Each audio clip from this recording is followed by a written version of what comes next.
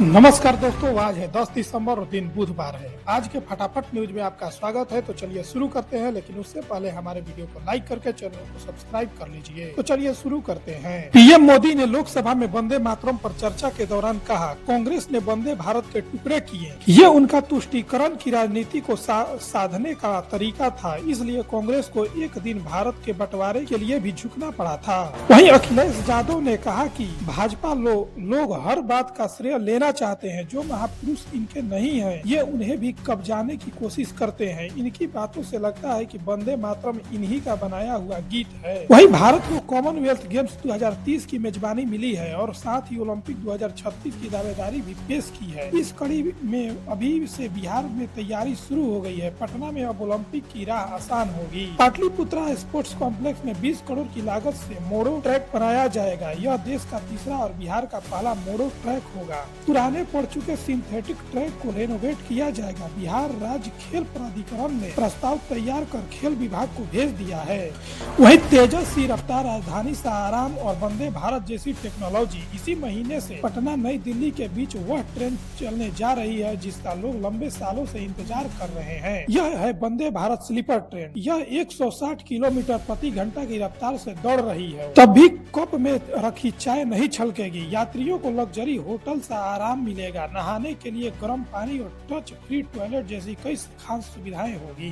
वहीं देश के सबसे बड़ी एयरलाइन इंडिगो की 262 फ्लाइट्स रद्द हुई। पिछले 7 दिनों में कंपनी 4500 से ज्यादा उड़ानें रद्द कर चुकी है। सिविल एविएशन मंत्री राम मोहन नायडू ने कहा, इंडिगो के विंटर फ्लाइट शेड्यूल में कटौती की जाएगी। इंडिगो अभी 2200 प्लस फ्लाइट ऑपरेट कर रही है। कंपनी के कुछ स्लॉट दूसरी एयरलाइंस को दे देंगे। वहीं दिल्ली के मुख्यमंत्री Rekha Gupta air quality index पर अपनी एक टिप्पणी को लेकर तीखी आलोचनाओं का सामना कर रही है। दरअसल रेखा गुप्ता ने हाल ही में एक इंटरव्यू में कहा कि AQI एक टेम्परेचर है जिसे किसी भी इंस्ट्रूमेंट से मापा जा सकता है। रेखा गुप्ता के बयान पर पूर्व मुख्यमंत्री और आम आदमी पार्टी के संयोजक अरविंद केजरीवाल ने कड़ी प्रतिक्रिया दी। केजरीवाल ने कहा कि दिल्ली सीएम का इंटरव्यू वीडियो पोस्ट करते हुए लिखा, ये नया विज्ञापन कब आया कि AQI अब टेम्परेचर बन गया है। वहीं ISSF वर्ल्ड कप फाइनल में शूटर सिमरनप्रीत ने गोल्ड जीता। वहीं राइफल 3 पोजीशन में ऐश्वर्या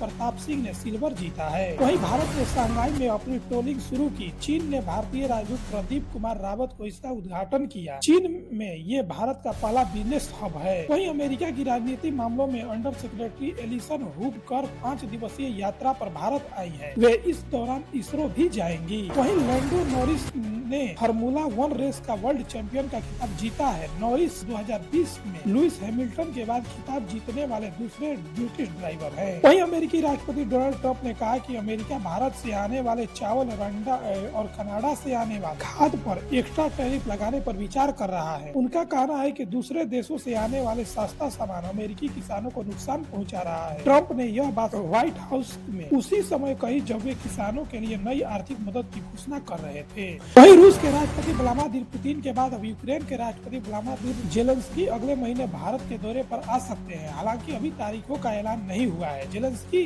का यह पहला भारत दौरा होगा। यूक्रेन के राष्ट्रपतियों ने 1992, 2002 और 2012 में अब तक सिर्फ 3 बार भारत का दौरा किया है। विक्टर यानुकोविच आखिरी यूक्रेनी राष्ट्रपति थे जो 2012 में भारत आए थे।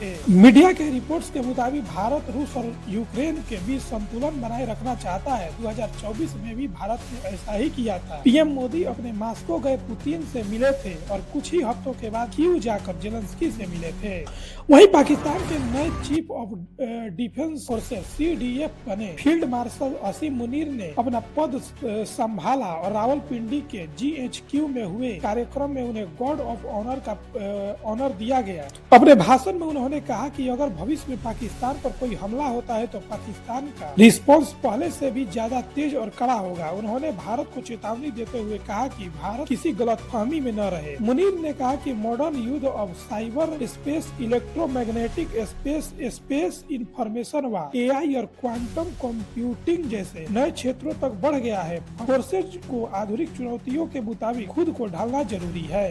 वहीं जापान में आओमोरी प्रांत के पास 7.5 तीव्रता की भूकंप आया। इससे पहले इसकी तीव्रता 7.6 बताई गई थी। भूकंप स्थानीय समयानुसार रात 11:15 बजे आया। देश की मौसम विज्ञान एजेंसी ने आओमोरो, इवाते और होक्काइडो प्रांत के लिए सुनामी की चेतावनी जारी की थी। वहीं सोने और चांदी के दाम में आज यानी गिरावट रही। India bulletin and jewellers association के अनुसार 10 ग्राम सोना 369 रूपए सस्ता होकर 1,27,845 रूपए के पार आ गया है। इससे पहले सोना 1,28,214 रूपए का था। दोस्तों ऐसे ही न्यूज के लिए हमारे चैनल को सब्सक्राइब कीजिए और मिलते हैं अगले वीडियो में। धन्यवाद।